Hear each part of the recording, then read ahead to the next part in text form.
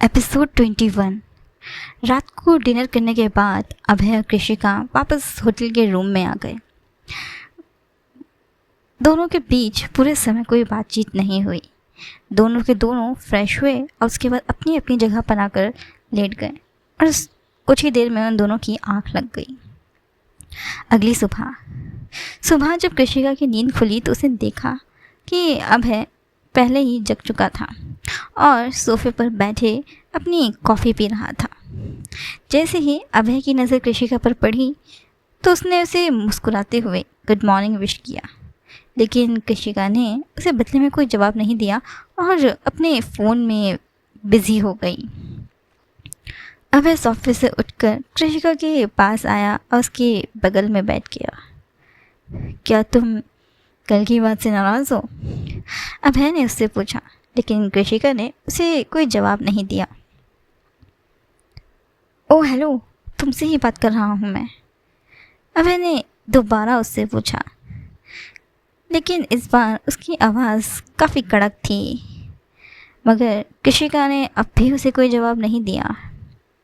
ठीक है, मत करो, पता नहीं तुम्हें किस बात का इतना घमंड है। इतनी बदतमीज़, घमंडी और मगरूर क्यों हो तुम आखिर कृषिका? अब अभय ने कृषिका से कहा, लेकिन कृषिका ने उसे अब भी जवाब नहीं दिया। इसलिए वो वहाँ से उठकर चला गया। उसके वहाँ से जाने के बाद कृषिका भी बिस्तर से उठी और कमरे से बाहर चली गई। जैसे ही वो लिफ्ट से उतर कर नीचे ग्राउंड एरिया में पहुंची, वो सीधे रिसेप्शन पर गई और मैनेजर से रूड स्वर में बोली, मुझे अपने लिए एक अलग रूम चाहिए। कृषिका की बात सुनकर मैनेजर थोड़ा सा हक्का बक्का रह गया। वो बोला, सॉरी मैम, लेकिन ये पॉसिबल नहीं है। वैसे भी आप अपने हस्बैंड के साथ आई हैं और हस्बैंड वाइफ एक ही कमरे में रहते हैं। आपको अलग रूम नहीं मिल सकता। I am sorry. मैनेजर ने पोलाइटली कृषिका को मना कर दिया, लेकिन कृषिका का पारा उसकी बातें सुनकर अब और भी ज़्यादा चढ़ गया और उसने वहीं पर हंगामा करना शुरू कर दिया।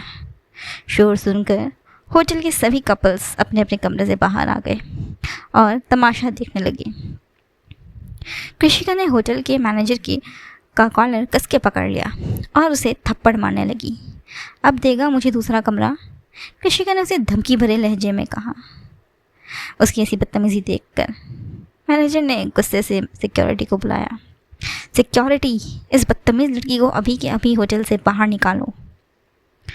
मैनेजर की बात सुनकर कृषिका फिर से रूड होकर बोली, ओह, तो अब तुम मुझे होटल से बाहर निकालोगे? हाँ, तुम्हें पता भी है कि मैं हूँ कौन? मैं प्रिंसेस कृषिका सिंह चौहान हूँ, समझे?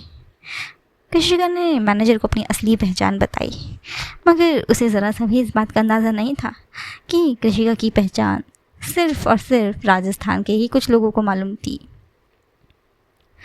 मैनेजर ने भी कृषिका को करारा जवाब दिया, तुम कहीं की भी प्रिंसेस हो, पर इस होटल में तुम्हारी ये बदतमीज़ी नहीं चलेगी, ये बदतमीज़ लड़की। मैनेजर को कृषिका के इस तरह से बात करते देख अभय भी सीढ़ियों से नीचे आया और बोला, तुम मेरी वाइफ से तहज़ीब की उम्मीद कर रहे हो? हाँ, पर तुम्हारी खुद की तहज़ीब कहाँ है? क्या औरतों से बात करने की तमीज़ नहीं है तुम्हें? तभी मैनेजर ने अभय से कहा, मिस्टर, आपकी वाइफ ने पहले शुरू किया था। पहले इस लड़की ने बदतमीज़ी करना शुरू करा, मैंने तो इसे बस इसकी औकात दिखाई है। और वैसे भी जब तुम दोनों हस्बैंड वाइफ की तरह रहते ही नहीं तो हनीमून पर आए ही क्यों हो? पहले अपनी बीवी को संभालो। ये मेरे पास अलग रूम मांगने आई थी और मैंने इसे मना कर दिया देने से, तो ये मेरे साथ मारपीट करने लगी। मैनेजर ने अभय को पूरी बात बताई। अभय ने गुस्से से कृषिका की ओर देखा और बोला, कृषिका, अभी के अभी माफ़ी मांगो मैनेजर से। मगर उसने उसकी एक ना सुनी और मुंह फेर लिया दूसरी तरफ। सुना ही नहीं दिया? क्या कहा मैंने तुमसे भी? माफ़ी मांगो। अभय ने सबके सामने कृषिका पर चिल्लाना शुरू कर दिया।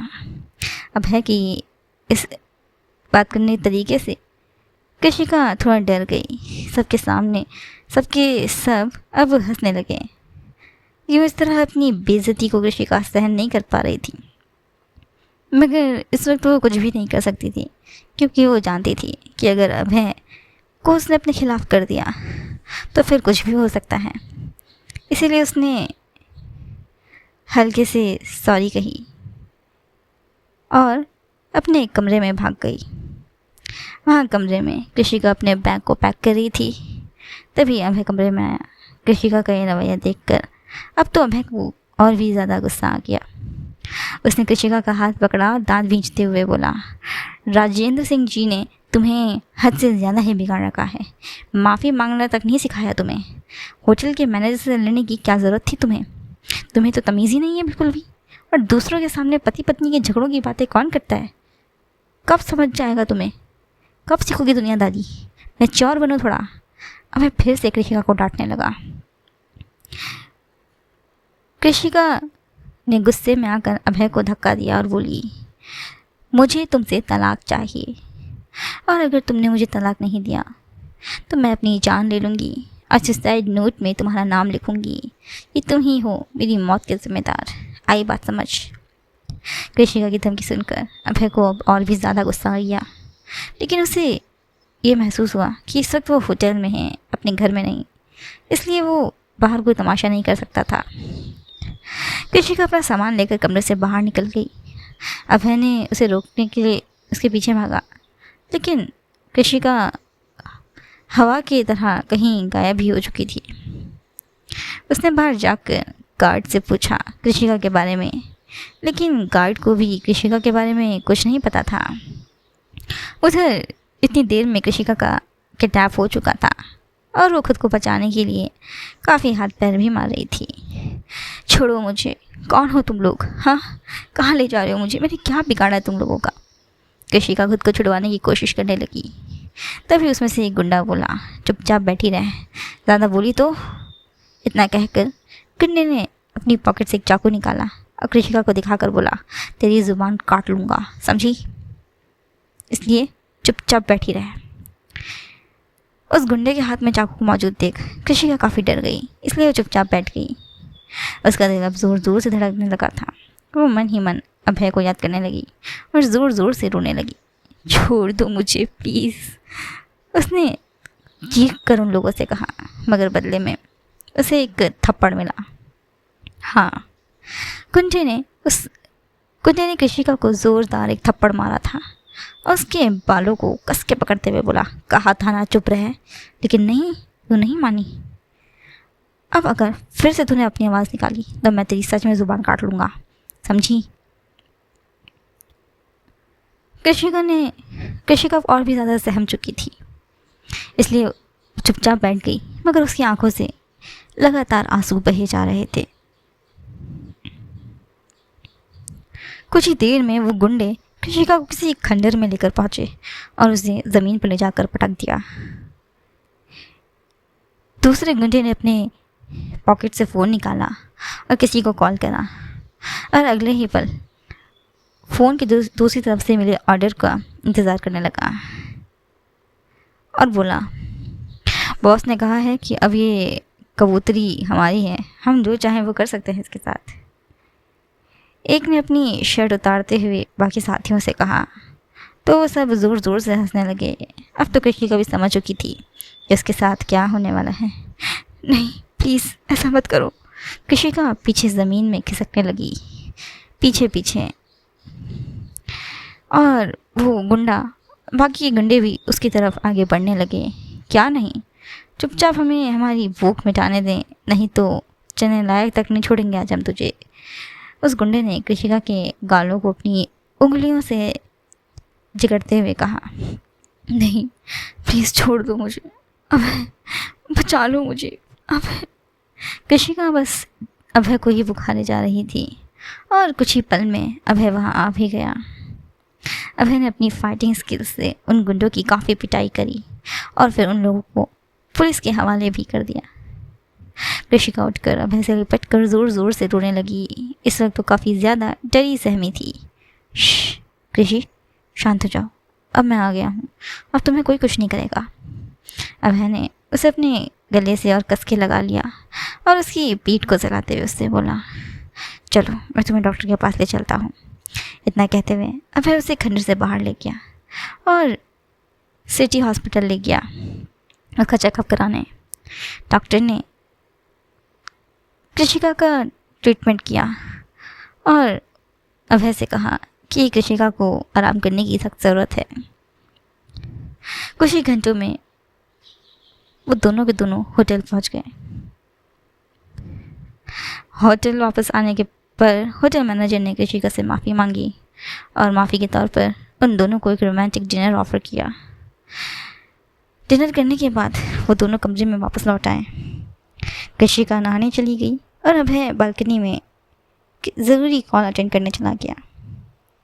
नहाने के बाद कृषिका चुपचाप सोने चली गई। आज के इंसिडेंट के बाद वो काफ़ी ज़्यादा डरी हुई थी, काफ़ी ज़्यादा थक भी चुकी थी, वो दुखी भी थी। उसे ऐसे समय में अपने दादू की काफ़ी याद आ रही थी। कॉल ख़त्म करने के बाद अभय कमरे में आया, कृषिका के पास बैठ गया। अब तक सोई नहीं? अभय ने उससे धीमे स्वर में पूछा। नींद नहीं आ रही है, कृषिका ने उसे बिना देखे ही जवाब दिया। सर में दर्द हो रहा है? अभय ने उससे दूसरा सवाल किया तो कृषिका उसे बड़ी बड़ी आंखों से चौंकने वाली नज़रों से घूरने लगी, मगर कुछ बोली नहीं। उसके मन में था कि आखिर अभय को पता कैसे चला कि इस वक्त उसके सिर में काफ़ी तेज़ दर्द हो रहा है। अभय ने उसका सिर अपनी गोद में रख लिया और उसे हेड मसाज देने लगा। हेड मसाज के कारण कृषिका को काफ़ी राहत मिल रही थी। वो अभय को आज के लिए थैंक यू कहना चाहती थी, लेकिन बीच में उसका अहंकार आ जा रहा था बार बार। कुछ ही पलों में वो गहरी नींद में सो गई। अभय ने उसे धीरे से कंबल उड़ाया और उसका सिर तकिए पर रखकर वहाँ से चला गया। अगली सुबह, नई सुबह, नई शुरुआत। कृषिका सुबह फ्रेश और अच्छा महसूस कर रही थी। जैसे ही उसने अंगड़ाई ली, उसकी नज़र अभय को ढूंढने लगी। तभी बाथरूम का दरवाज़ा खुला और अभय तौलिया लपेटे हुए वहाँ से बाहर आया। Good morning my dear wife, वो बालों पर जल लगाते हुए कृषिका से बोला। गुड मॉर्निंग, कृषिका ने भी उसे रूखे स्वर में जवाब दिया। चलो जल्दी से तैयार हो जाओ, पहले नाश्ता करेंगे फिर घूमने चलेंगे। अभय ने अपने चेहरे पर क्रीम लगाते हुए कृषिका से कहा। कृषिका आज अभय से ज़्यादा बहस नहीं कर रही थी। अभय जैसा उसे करने को कह रहा था वो वैसा कर रही थी। वो जल्दी से फ्रेश होने के लिए वॉशरूम में चली गई। फिर दोनों के दोनों नाश्ता करने के लिए गए। दोनों ने नाश्ता किया और उसके बाद वे दोनों घूमने निकल पड़े। पहले वो शिमला के हेरिटेज वॉक गए, फिर स्कैंडल पॉइंट गए और फिर होटल वापस लौट आए। दिन भर कृषिका का मूड उखड़ा रहा, लेकिन अभय उसे खुश रखने की पूरी कोशिश कर रहा था। इसी तरह दूसरा दिन आ गया। दूसरे दिन वो दोनों वाइसरीगल लॉज और द ग्रीन गए, लेकिन कृषिका अब भी बेरुखी से पेश आ रही थी। दूसरे दिन भी वही हुआ। 2 जगह घूमने के बाद वो दोनों रूम में वापस आ गए। फिर तीसरे दिन वो केओटी हेरिटेज और फिर जाखू हिल गए। फिर आज कृषिका आज फिर से शांत रही। पिछले 3 दिन से वो अभय से ज़्यादा बात कर ही नहीं रही थी। इसी तरह 5 दिन निकल गए और अभय को उम्मीद थी इन 5 दिनों में कि आखिरी दिन तो कृषिका ज़रूर कुछ ना कुछ एंजॉय करेगी। छठे दिन वो दोनों के दोनों पहले जाखू मंदिर गए, फिर लखेड़ बाज़ार और फिर द मॉल से शॉपिंग के बाद अभय कृषिका को कालीबाड़ी मंदिर ले गया और वहाँ पहुंचकर कृषिका ने प्रार्थना करी माता के सामने बैठकर कि हमेशा उसके साथ रहें। अभय ने उससे प्रार्थना करी, लेकिन कृषिका ने कुछ और ही प्रार्थना करी माँ से कि वो उसे जल्द से जल्द अभय से छुटकारा दिला दें। पर फिर भी आखिरी दिन कृषिका ने काफ़ी एंजॉय किया। अभय ने उसके लिए रोमांटिक डिनर प्लान किया, लेकिन कृषिका ने एक बार भी उसे किसी चीज़ के लिए थैंक यू नहीं कहा। अभय को बहुत बुरा भी लगा, लेकिन वो कृषिका के नेचर से वाकिफ़ था।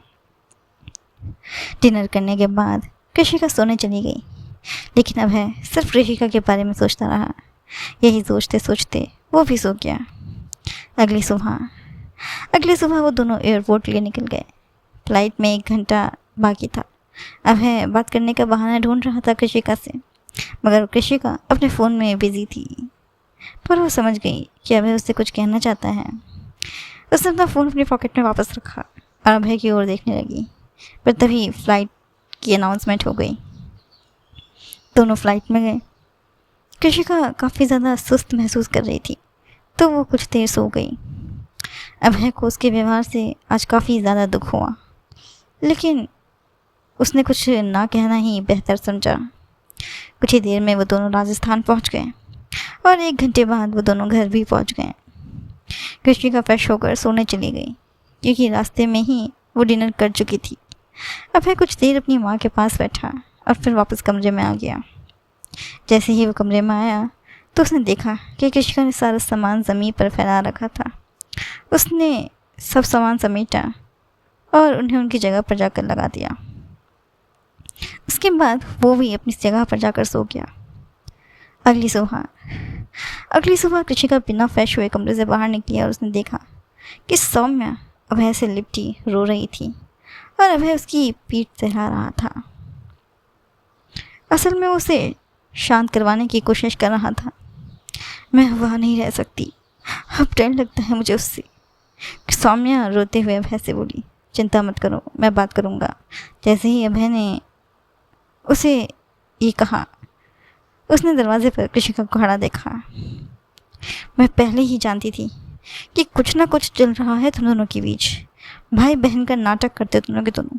कृषिका के मुंह से ऐसे घटिया शब्द सुनकर सौम्या काफ़ी शॉक्ड हो गई। वहीं अभय का तो गुस्सा ही 7वें आसमान पर पहुंच चुका था। उसने कृषिका को गुस्से में आकर एक जोरदार थप्पड़ लगा दिया। अगले ही पल कृषिका अपना गाल थामे ज़मीन पर गिरी पड़ी थी। घटिया औरत, ऐसे कहते हुए अभय वहाँ से चला गया। एपिसोड 22।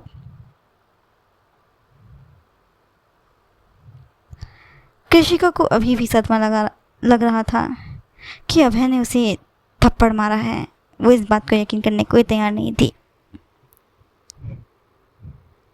वो यकीन ही नहीं कर पा रही थी कि अभय ने उसे आज पहली बार थप्पड़ मारा, क्योंकि आज तक उस पर किसी ने हाथ नहीं उठाया था। और सबसे बड़ा झटका उसे इस बात का था कि अभय ने उसे थप्पड़ अपनी बहन सौम्या के लिए मारा है, वो भी सौम्या के सामने। वो झटके से उठी और अपने कमरे में चली गई रोते हुए। जब उसने अपना सामान को सूटकेस में पैक करना शुरू कर दिया, तभी गीतांजलि भी कमरे में आई। गीतांजलि ने जैसे ही कृषिका को उसका बैग करते हुए देखा तो उसने थोड़ा हैरानी से पूछा, बेटा तुम कहीं जा रही हो क्या?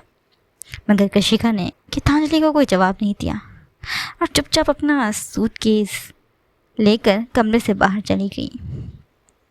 गीतांजलि भी उसके पीछे पीछे गई उसे रोकने। उससे बोली, कृषिका बेटा क्या हुआ, तुम अचानक से घर छोड़कर क्यों जा रही हो? अभय ने कुछ कहा है क्या तुम्हें? गीतांजलि को पूरे मुद्दे के बारे में कुछ भी नहीं पता था। इस समय अभय और सौम्या भी लिविंग रूम में मौजूद थे। सौम्या को कृषिका के हाथ में सूटकेस देखकर काफ़ी हैरानी हुई, लेकिन अभय को नहीं। उसे इसी बात की उम्मीद थी कि थप्पड़ खाने के बाद कृषिका कुछ ऐसा ही करेगी। वो ये भी जानता था कि कृषिका उन लोगों में से नहीं है जो अपनी गलती मान ले, इसलिए उसने कृषिका को ना रोकना ही सही समझा। गीतांजलि ने कृषिका का हाथ पकड़ते हुए कहा, बेटा क्या हुआ है, तुम इस तरह घर छोड़कर क्यों जा रही हो? तो कृषिका ने गीतांजलि का हाथ झटक दिया जोर से और ताने मारते हुए बोली, ये सवाल अपने बेटे से पूछिए। इतना कहकर वो वहाँ से जाने लगी। पर गीतांजलि का सबसे बड़ा झटका इस बात का लगा कि अभय ने कृषिका को रोकने की ज़रा भी कोशिश नहीं करी। इतना तो गीतांजलि समझ ही चुकी थी कि ज़रूर बात अभय और कृषिका के बीच में काफ़ी बढ़ चुकी है। निराश होकर उसने अपने बेटे से पूछा, अभय क्या हुआ है बेटा, कुछ तो बताओ। वहाँ कुछ खास नहीं, बस कुछ लोगों को मजाक उड़ाने की आदत होती है। अभय ने कृषिका को ताना मारा। फिर वो कृषिका के पास गया और बोला, तुम्हें तो वैसे भी घर छोड़ने का बहुत शौक है, तो जाओ, तुम्हारे शौक को मैं पूरा करता हूँ आज। कोई तुम्हें नहीं रोकेगा, बल्कि मैं खुद तुम्हारा बैग बाहर ले जाने में मदद करूँगा तुम्हारी। अभय ने गुस्से कहा। अभय के इस बर्ताव को देखकर कृषिका गुस्से से चिल्लाई, हाँ अब तो तुम यही कहोगे, आखिर तुम और तुम्हारी।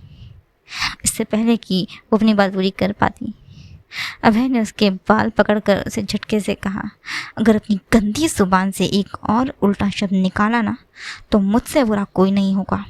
मैं तुम्हारी ऐसी हालत कर दूंगा कि तुमने अपने सपने में भी नहीं सोचा होगा, समझी।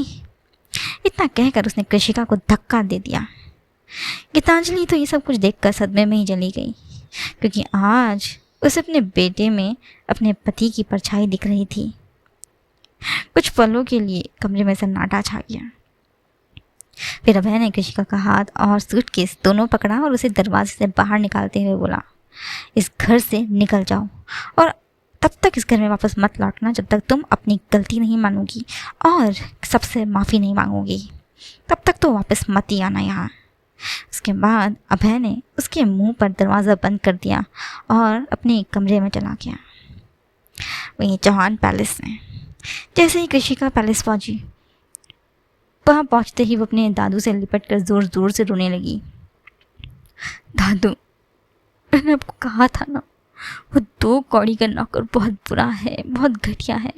उसने उस गरीब और गंदी लड़की सौम्या को अपनी बहन बताकर वो घर ले आया और मेरे पीठ पीछे दोनों चक्कर चला रहे थे। राजेंद्र जी को उसके मुंह से ऐसे शब्द सुनकर धक्का लगा, पर अभी वो उसे समझने का मौका देना चाहते थे, इसीलिए उन्होंने उससे कुछ कहा नहीं ज़्यादा। कृषिका को अब भी यकीन नहीं हो पा रहा था कि अभय ने उसे सौम्या के लिए घर से निकाल दिया। फ्रेश होकर वो पूरे दिन अपने कमरे में बंद रही। ना उसने नाश्ता किया और ना ही दोपहर का खाना खाया। शाम को एक नौकर ने उसे कमरे का दरवाज़ा खटखटाया और बताया कि उसकी सास गीतांजलि देवी उससे मिलने आई हैं। गीतांजलि का नाम सुनते ही कृषिका झटके से उठी, दरवाज़ा खोला और नौकर से उन्हें कमरे में भेजने को कहा। थोड़ी देर में गीतांजलि कमरे में आई और उसके पास आकर बैठ गई और उससे प्यार से बोली, कृषिका बेटा, सुना है तुमने सुबह से कुछ खाया नहीं है, क्या ये सच बात है? कृषिका ने अपना सिर हाँ में हिलाया तो उन्होंने मुस्कुराते हुए पूछा, पर क्यों बेटा? क्योंकि मुझे भूख नहीं है, और वैसे भी आपको क्या मतलब है मैं कुछ खाऊं या ना खाऊं? कृषिका ने तकरार से कहा।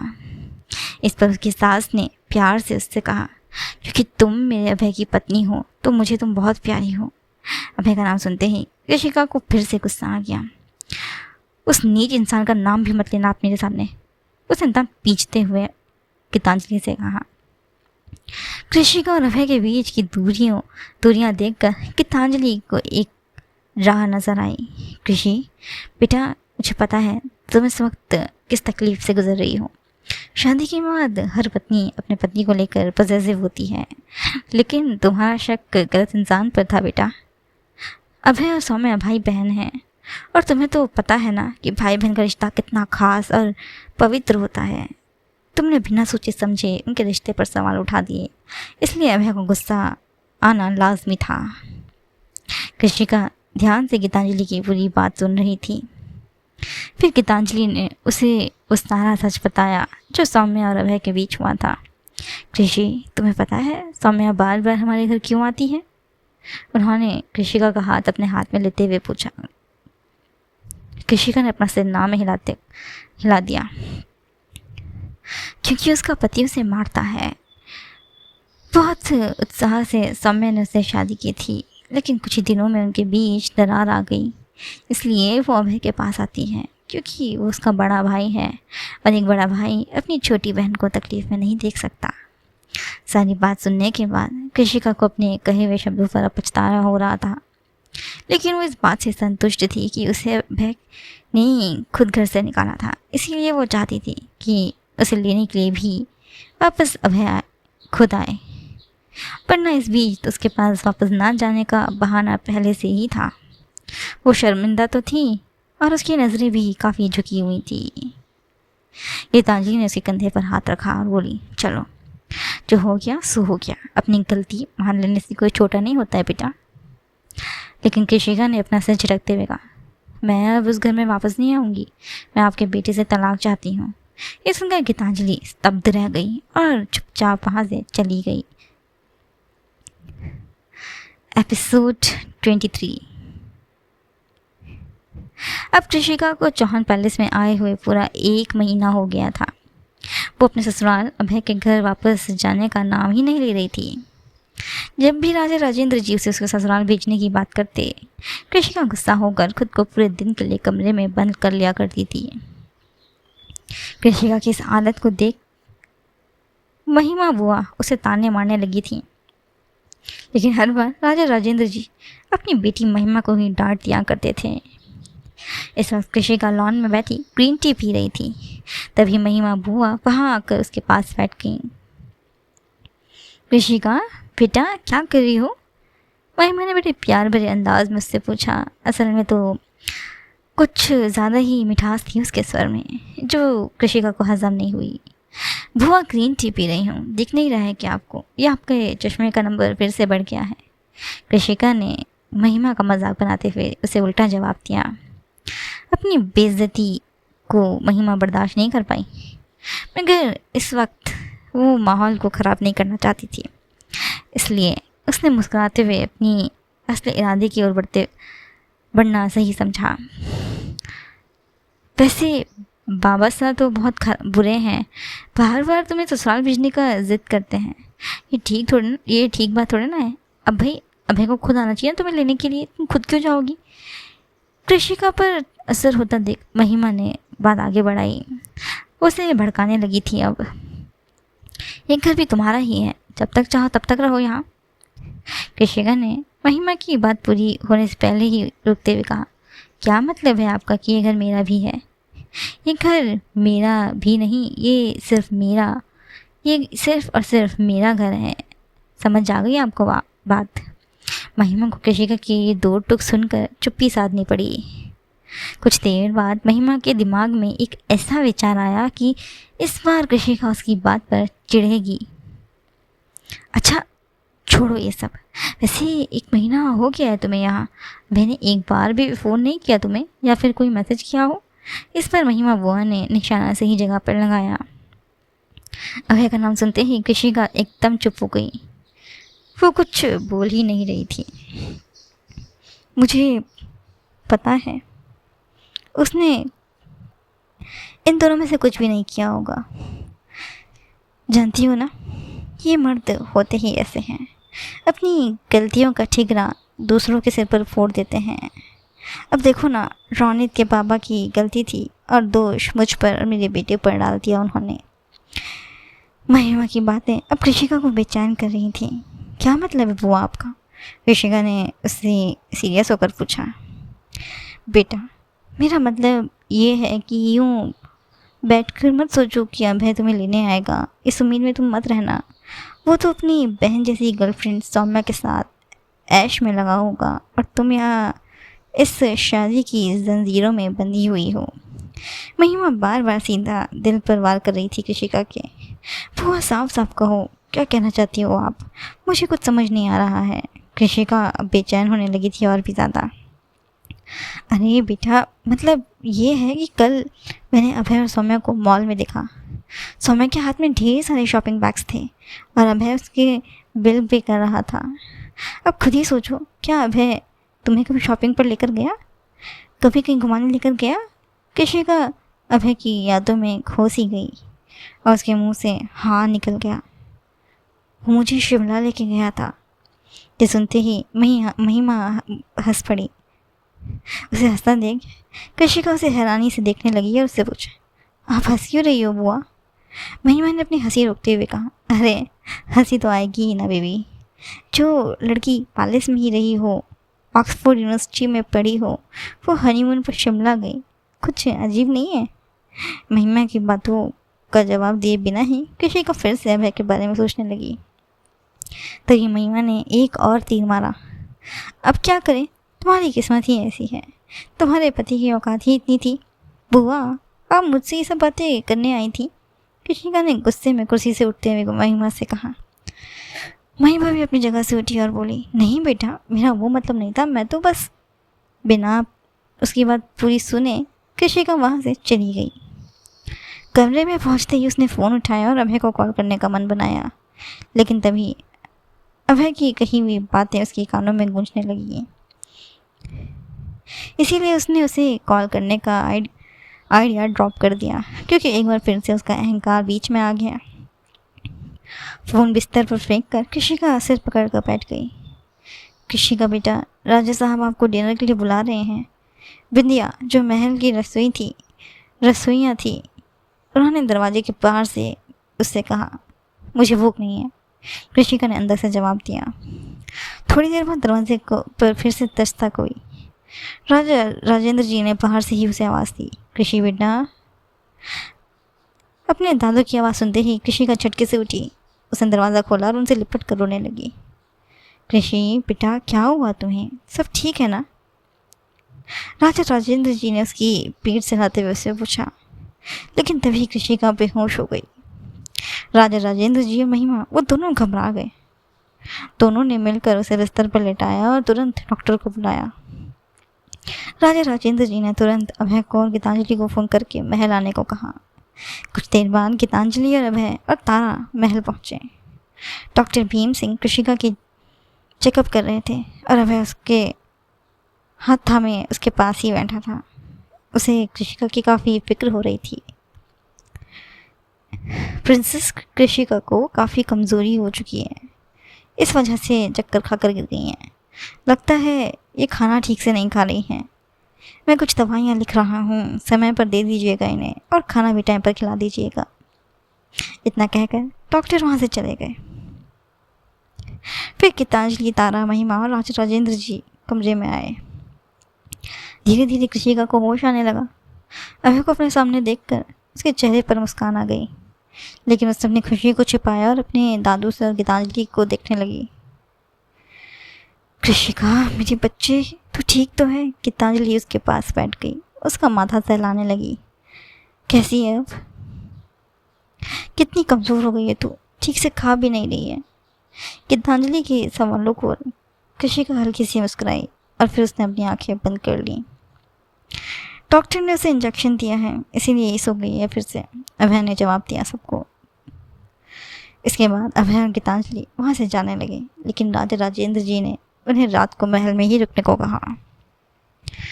अभय कृषिका के कमरे में और गीतांजलि तारा के साथ उसके कमरे में रुकी।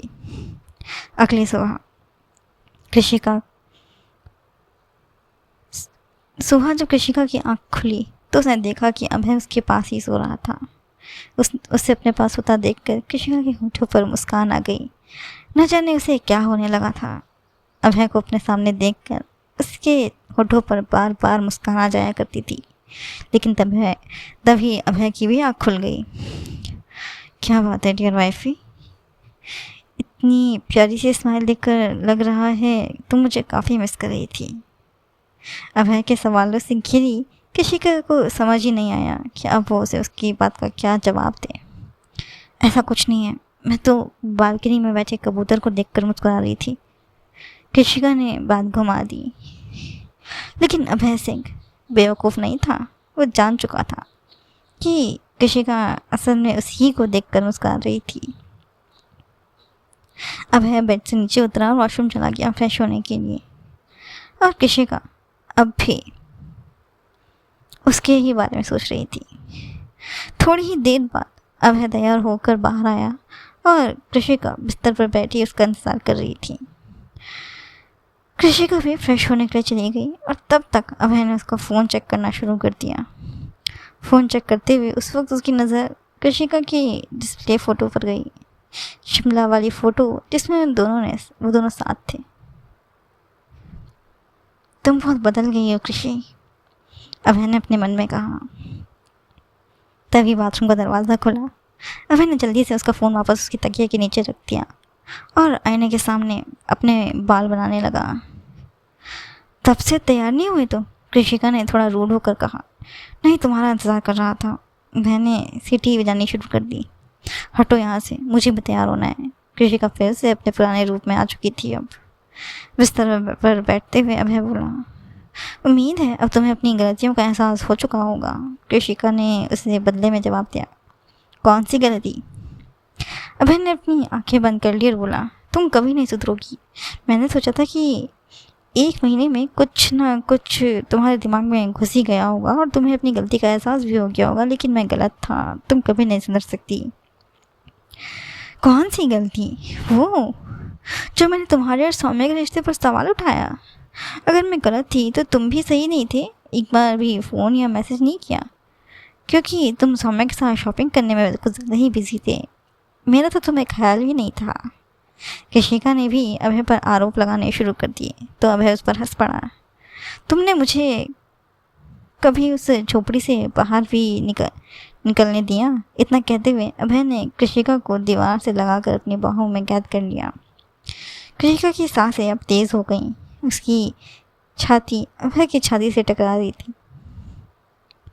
अगर मेरी बहन या मुझ पर कुछ उल्टा सीधा बोला ना तो सबके सामने हॉल में ले जाकर तुम्हें मैं किस कर दूंगा।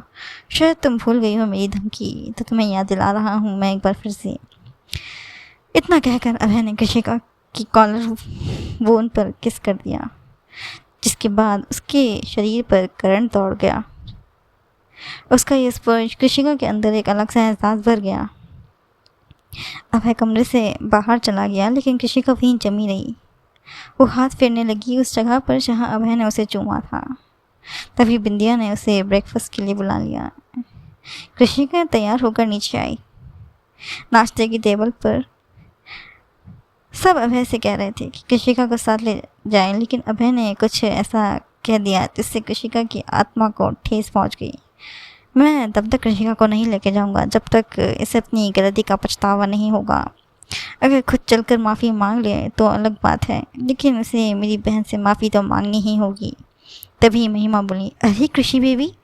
सबकी नज़र उसकी ओर चली गई, लेकिन अभय ने उसकी तरफ एक बार भी नहीं देखा। कृषिका बिना कुछ कहे वापस अपने कमरे में चली गई और तारा उसके पीछे पीछे उसे समझाने।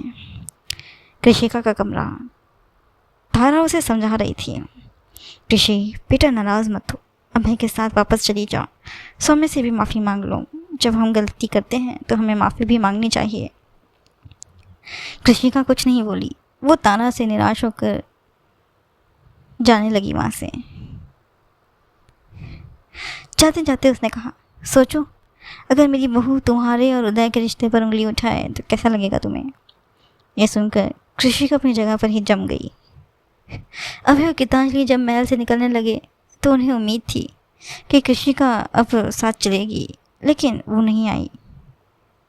वे जैसे ही दरवाजे पर पहुंचे, पीछे से आवाज़ आई, माँ मैं भी चल रही हूँ। कृषिका ने कहा। उसके हाथ में छोटा सा बैग था, गॉगल्स लगाए हुए थे और जीन्स टॉप पहने हुई थी। सब बहुत खुश हुए। अभय के चेहरे पर भी हल्की सी खुशी आ गई। राजा राजेंद्र जी और तारा को कृषिका पर गर्व हुआ। महिमा ने उसका माथा चूमा और फिर सबने उसे विदा कर दिया। पूरे रास्ते कृषिका अभय को ताने देती रही और गीतांजलि से बातें कर रही थी। घर पहुंचने पर सौम्य ने भाभी का स्वागत किया। अभय माफ़ी की उम्मीद कर रहा था, लेकिन कृषिका चुप रही। थोड़ी देर बाद कृषिका सौम्य के कमरे में गई और उससे माफ़ी मांगने लगी। सौम्य ने भी दिल बड़ा दिखाया और दोनों में थोड़ी सी दोस्ती हो गई। इस बात की साक्षी बनी गीतांजलि। गीतांजलि ने तुरंत अभय को खबर दी और वो भी काफ़ी खुश हुआ वो सुनकर कि फाइनली कृषिका को अपनी गलती का एहसास हो गया। घर लौटते ही अभय कमरे में गया और देखा कि कृषिका कुछ लिख रही थी। क्या बना रही हो? उसने कृषिका से पूछा, उसकी नोटपैड में झांकते हुए। Shopping list. कृषिका ने पेन चबाते हुए अभय को जवाब दिया। शॉपिंग? अभय ने चौंकते हुए से कहा, हाँ, जब अपनी बहन को शॉपिंग करवा सकते हो तो बेबी को भी करवा सकते हो ना। कृषिका का ये यूँ इस तरह उस पर अपना हक जताना अभय को काफ़ी अच्छा लग रहा था। आज के लिए बस इतना ही। अगर आपको आज का एपिसोड अच्छा लगा तो कमेंट करें, वीडियो को लाइक करें, शेयर करें और चैनल को सब्सक्राइब करना ना भूलें। Till then take care and bye bye.